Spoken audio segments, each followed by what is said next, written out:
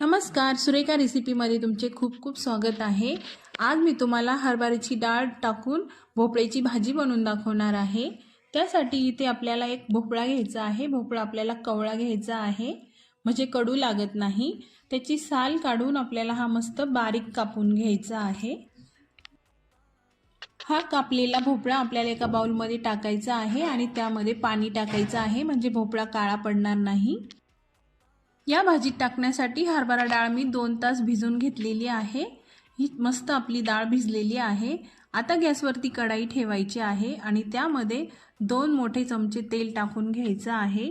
यासोबतच 1 चमचा मोहरी, 1 चमचा जिरे, 2 तेजपान, 1 स्टार फूल, 1 दालचिनीचा तुकडा आणि 2 विलायची आपल्याला यामध्ये टाकायची आहे।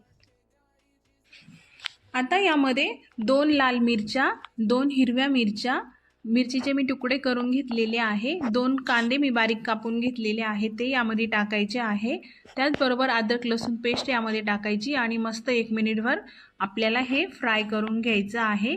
1 टोमॅटो बारीक कापलेला तो सुद्धा यामध्ये टाकायचा आहे। हा पण यामध्ये चांगला फ्राय होऊ द्यायचा आहे। आता मसाले टाकूया। 1 चमचा मिरची पावडर, 1 चमचा धना पावडर, 1 चमचा हळद, 1 चमचा मसाला गरम आणि शहाजिरे 1 चमचा यामध्ये टाकायचे आहेत। आता यामध्ये भिजवलेली डाळ टाकायची आहे आणि डाळ मस्त यामध्ये मिक्स करायची। झाकण ठेवून 10 मिनिटं लो फ्लेमवरती वाफेवरती शिजून घ्यायची आहे।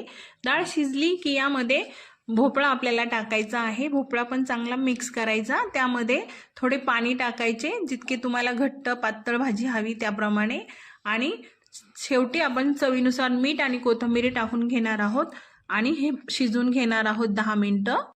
हे सर्व चांगलं मिक्स करायचं। तयार आहे आपली डाळ घालून भोपळ्याची भाजी।